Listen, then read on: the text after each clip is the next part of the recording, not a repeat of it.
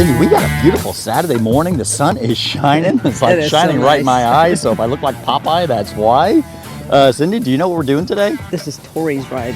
It is. And this is like, I don't know, they've done a bunch of these now. This has been going on for quite a while. We covered this ride, I think, 9 years ago, if I'm not mistaken. And we are down here in Bedford at the American Legion. It's kind of cool because it's kind of right off of X Street, which was formerly known as Twitter Street. Hey, you know what, Cindy? What? After all these years, guess who's still the chief sponsor of Steel Horse Thunder? Ladendorf Law. It is. And now it is not just Ladendorf Law, it is now the law office of Ladendorf, Fregiato, and Bigler. They're bigler and badder than ever. And, you know, they're local right here in Indianapolis. They will take care of you. They will go to bat for you. And, you know, it's the only name you need to know. I hope you never need a personal injury lawyer, but if you do, Ladendorf, Fregiato, and Bigler. You can still get to them right there at steelhorsethunder.com. Click on the logo and bam, everything you need to know. Cindy, what do you say we go inside, we find Big Mike. He should not be hard to find. I don't think so. How do you hide a Big Mike? I don't even know because he's like giant. All right, man, let's go inside and let's get this party started. Let's go.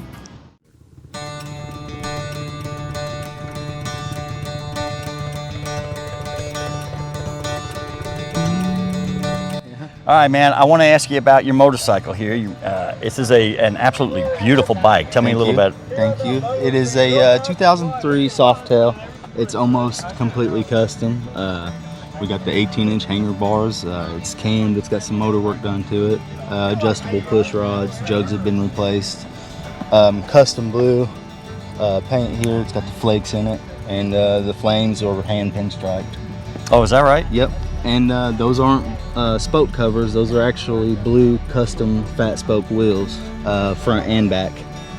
But yeah, the bike's a unit, man. I love it. It rides smooth. It's got the Springer front end. A lot of people don't like it because they say it rides rough.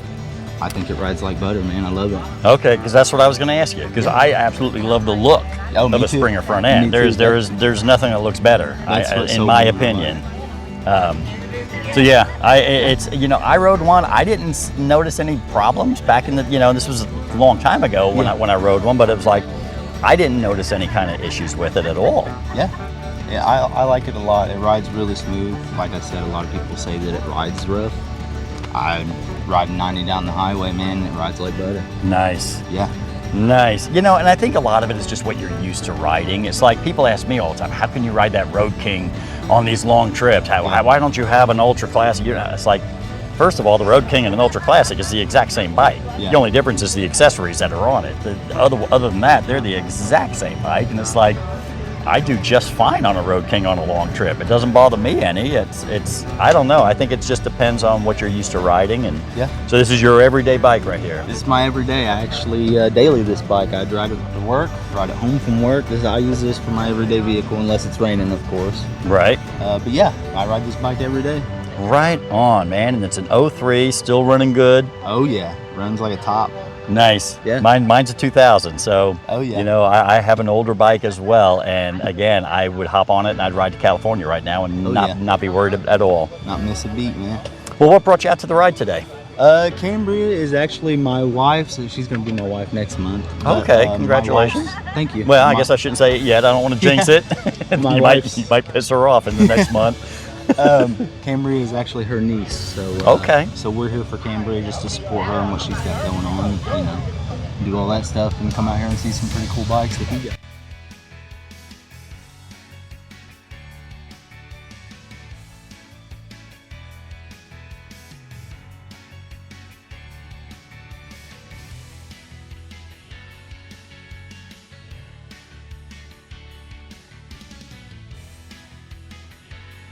All right, Dustin. Ladendorf Law has been a sponsor of Steel Horse Thunder for many, many, many years. There's been some changes. What can we expect? Well, Ladendorf Law is now Ladendorf, Fregiato, and Bigler as of the 1st of this year, January 1st, 2024. It is the same team, the same people. Everyone's still involved. We just simply have a name change. Myself, Dustin Fregiato, and Matt Bigler are now partners with Mark. Okay. And so the fact that Ladendorf Law is now Ladendorf, Fregiato, and Bigler. You guys are bigler and badler than ever, Of correct? course, absolutely. All right, integrity is still the same? Absolutely. All right, Dustin, I'm glad you guys are on board. Thank you very much.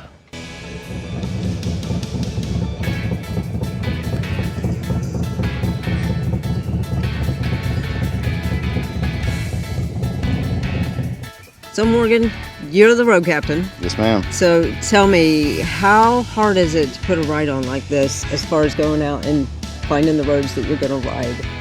I mean, I don't know if it's really that hard. It's enjoyable, but you know, all the years that I've rode, I know a lot of roads and stuff. But you know, we try to map it out and set everything to where it's the safest for everybody that's going to be riding with us, and you try to set it out to where people are going to be safe and they're good roads. You don't want a bunch of potholes. You don't want to beat your back teeth out while you're riding. I'm going to tell you one thing. You don't want like one of those 90-degree back here roads. Don't ever do that. Don't ever do that. Well, I will keep that in mind and I will make a note. So, yeah, it's just, you know, we try to find, I try to find fun roads that people may not take every day as well. So I don't like to do your typical everyday run-of-the-mill highway runs and stuff. So you'll find us usually doing something a little different and maybe a little out of whack for everybody. Yeah. So have you ever found that you went and did the whole ride and then you go back a day or so later just to make sure all the roads are good, and then you go back and one of those roads are closed? It never fails to happen. Right? But yeah, in fact, we had ran into that earlier in the year. This was actually a route that I was going to use for the Des Moines McCain ride. Okay. And we didn't get to use it. And actually during that time, there had been some good old Indiana road construction pop up. But luckily, you know, we get to use that route today for this ride. So we're going to use it today, and there's no road construction. And yeah, we usually ride it at least 2 or 3 times to make sure, you know, it's safe for everybody and nothing's, like you said, popped up and surprises us along the way. And the reason I mentioned that there's turns that you go and then you go kind of back. Yes. And for new riders that are on a ride, sometimes that's very hard. I'm not saying anything bad. I'm just saying for a new rider and you have that turn, that's a hard turn anyway sometimes. Yes, ma'am. But when it goes back the other way, it's really hard for those new riders. You know, we try to keep that in mind, that we will probably have all different stages of riders at the rides and stuff. I mean, you've got people that's probably rode 20, 30 years. And then you've got the people that's only rode 20, 30 days maybe showing up because they're friends with the family or you know, they just heard about it. They're like, hey, I want to see what this is all about. Or maybe their first big ride. And absolutely, yeah. I mean, you got to keep it in mind that so you got to kind of gear everything toward every type of rider and their skill levels and stuff. So, well, you know, I know that I've been on rides that you have planned out before, and you do a safe ride.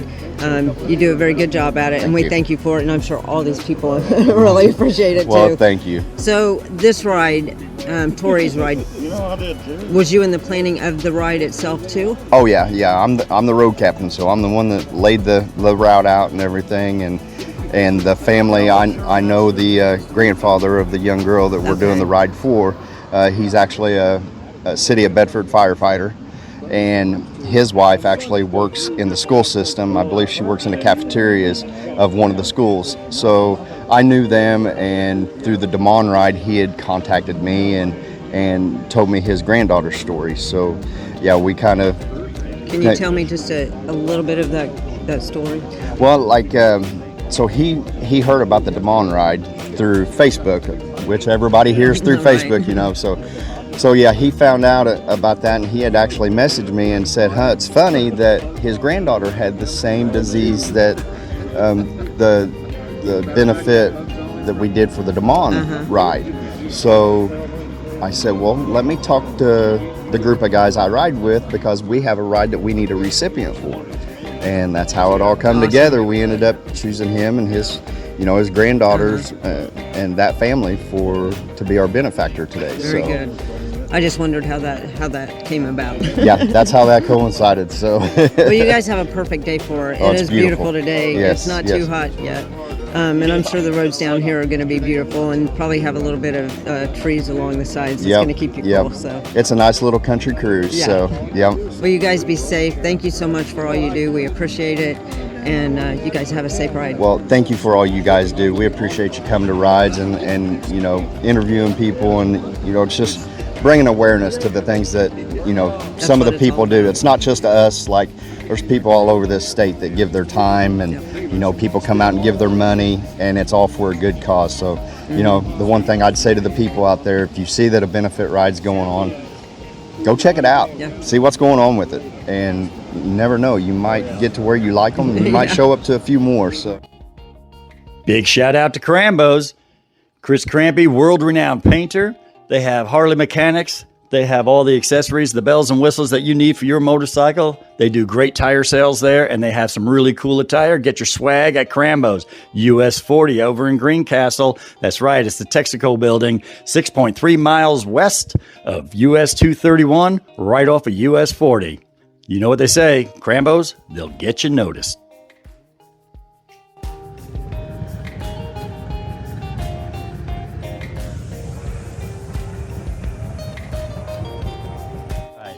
Hey man, I got some Facebook superstars right here, man. Come out to do Tori's ride. First of all, what brought you out to this ride? I actually used to be in this club a couple of years ago. I left, no dramatic occurrences. So still, just whenever they put on rides, we try to still show up and support when we can. I was actually a part of the very first Tori's ride. Oh, wow. So as far as charity rides, this is one I always try to do if I can. Right on, right on. Well, I see you guys come rolling in. You got a beautiful machine that you're riding on here. I know you guys, you have a Facebook page. Yeah. And you guys do some pretty cool stuff that I would love to be able to do. Unfortunately, the season of life I'm in right now, that's not a possibility. Tell me a little bit about your Facebook page. Our page is called the Hoosier Cruiser, and we started it to document some of our travels here in Indiana, and when we do out of state and sometimes out of country trips. It's a page, it's a resource where Indiana riders can log on and try to find new routes, restaurants, and things to see within our state. And also if they see things from out of state, you know, just give them ideas of some places to go. But over the last 4 or 5 years, we've become very passionate about long distance riding. So it's just a page to document our own adventures and also help other people find new places to go. That's what it's about, and that's something I've really wanted to. I've been saying for years now. I want to get this to where we obviously we cover a lot of charity rides, and that was the whole purpose of this show. But I also think that it's a great idea to show, hey, you live in Indianapolis. I mean, I always just pick Indy because it's basically the center of the state. You know what I mean? Dude, 2 hours this direction, 2 hours this, you know what I mean? Yeah, and just there's a lot to see. A cool place you can go to, a great place to eat or whatever. And that's the kind of stuff I really want to start doing. Yeah. Obviously I enjoy it. It's very enjoyable to do. People don't understand that when you're doing stuff like that, a lot of times it takes you a lot longer to take that same trip because, I mean, let's face it, there's times you go somewhere and you're like, oh, that would be a great shot. And then you go back and then you do it and get the shot. And, you know, it's work, but it's kind of a fun work. You know what I mean? Yeah, exactly. Like if we go somewhere that's unique, find some roads off the beaten path that aren't real popular. I'll post pictures. I'll post the Google route on there, so it's easy for people to find and just branch off from like the route. Like everybody defaults to the same route sometimes, so we want to help people just find new things. That's what it's about. That's what motorcycling is all about. I mean, get lost a time or two. Exactly, you know what I mean? Yeah. You know, back in my day, we didn't have GPS. We didn't have any of that stuff, right? So you had your atlas in your saddlebag, and then I just remember one time, Cindy and I, we were doing a ride. We were going to do an event with Bubba Blackwell, and we were riding down some back roads, and we just kept riding. And then I pulled over, and I pulled the map out, and she was like, "Oh, are we lost?" I said, "Oh no, we're not lost." She goes, "Well, what do you need the map for?" I was like, "Oh, well, the road we were supposed to turn on was like 30 miles back there." Yeah, you're never lost on a motorcycle, I said, right? "But this road was way too nice to get off this road." I said, now the road's kind of mellowed out, so now I'm going to find a way back to wherever we were planning on going to begin with. But to me, that's what motorcycling is all about. That's motorcycling at its best. Yep, I agree with you for sure. So how about you? How you like spending time on the back of the bike? Oh, yes, I enjoy it. Yeah? I wanted to do the bike road than, the car road trip. Right. Avoid the interstates if possible. If possible, Yes. if possible. I like to travel, so it's fun and it's memorable. This whole adventure with us together is phenomenal. It's been fun. We bought this bike brand new in April of 2020, and it has 185,000 miles on it. Wow. So it's been fun. We usually ride 40,000+ miles, and we've ridden about 40,000 this year so far. Is that right? Yeah. Dude, you're making me jealous, man. When I first bought it, because my bike has 170,000, but it's a 2000 road kit. I bought it brand new in 2000. It's 24 years old, and I probably haven't put 5,000 miles on it in the last 10 years. As long as you're having fun, like I enjoy the mileage, like iron butt rides here and there. Right. But it's really about quality over quantity. Some of my favorite days have just been a couple hundred miles because of what we get to see, the people we're with. So every once in a while I have that urge just to go pound it out. But yeah, like she said, the back roads and good food, good people, that's the main thing. It is. And when you're measuring that kind of stuff, it's hours on the seat. It's your seat hours, not your miles. Exactly. And I'm glad you said that. We took a trip around the North Shore of Lake Superior years ago, and it was one of those trips where there was one day, I don't think we did just barely under 200 miles in that day. And I was always that cat that was like, man, we're riding from day, sun up to sundown. We're riding, just get our 500, 600, 700 miles in every day. And it was like, it was an enjoyable trip because it's like, I've been a lot of places on a motorcycle, and I've seen a lot of signs for a lot of cool places, but that's all I saw was the signs. Exactly, yeah. And it was like that trip, we actually stopped and actually waterfall, Exactly, a mile, yeah. mile and a half. All right, let's pull over. Let's go walk down and see the waterfall. And it was just, to me, it was so enjoyable. And I kind of got myself out of that routine of, go. Let's just stop and take a look and enjoy Exactly, it. You know what I mean? On a real long trip, the first couple days and the last couple days may be kind of heavy on interstate, just gaining some ground. But then in the middle is when we dial back and really have the fun, check out the waterfalls and canyons and so on. So That is awesome. And again, real quick, what is your Facebook page? it's called the Hoosier Cruiser.